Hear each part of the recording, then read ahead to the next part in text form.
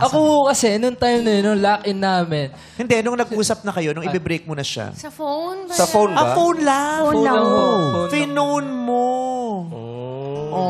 Kasi nga may pandemic. Hindi, naka-phone call ako, pero nasa harap ako ng baybayin, nakaganyan lang. Katawag ko siya. Yan yun. Ba't di mo siya pinuntahan? Gumawa ka pa ng magandang setting. Lagay ka pa ng baybayin. Siyempre. Akala mo naman nakikita ni Jazz yun.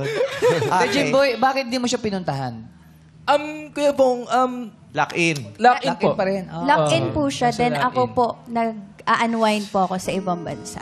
Ah. So, wala din po. Habang ikaw ay nag-e-enjoy sa malayong lugar, Yes po. tinawagan ka naman itong boyfriend mo para i-break. Ay. Paano mo nga sinabi? Jazz, Jazz, I love you, goodbye. Paano yun? sabi ko, Jazz, siguro kailangan na natin maghiwalay. Gumaganyan ka din nun. Pero talaga, Ba't sana nakaganon ka na rin sa bulsa? PG. Hindi ba natakot sa'yo si Coco na baka ikaw na si Fernando po? Hindi. Sabi ko naman, sinabi ko lang una maayos sa kanya. Sabi ko, Jazz, kailangan na natin maghiwalay dahil nga siguro kailangan mo mag-focus sa karir mo. Siyempre, mahirap yung pagtitake mo ng law school. At siyempre, ako naman, kailangan ko rin mag-focus. Baka sakali makuha pa ako sa ibang teleserye. Ah. Yung totoo, were you doing that at that time for her? Kasi yung sinasabi mo, kailangan natin maghiwalay para makapag-focus ka, chu-chu-chu-chu. Yung para bagang ang decision mo ay ginagawa mo pang pabor sa kanya. O baka naman, sinasabi mo lang, pero ang totoo, kaya yung decision mo, kasi yun ang pabor sa'yo. Hindi ho. Feeling ko mas pabor sa kanya yun. Kasi medyo nagiging toxic na kaming dalawa eh. Kasi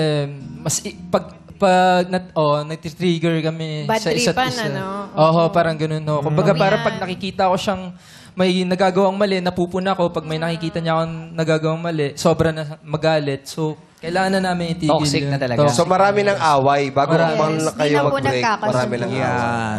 Oo.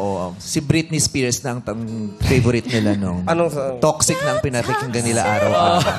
Nung brinig ka niya at nag-enjoy ka sa Bali, syempre fun yun. Bali, party yun. Oo, ang daming Bali. pogi sa Bali. Bigla kang linaw. Sino kasama mo sa Bali? Friends ko po. Ay, ang saya.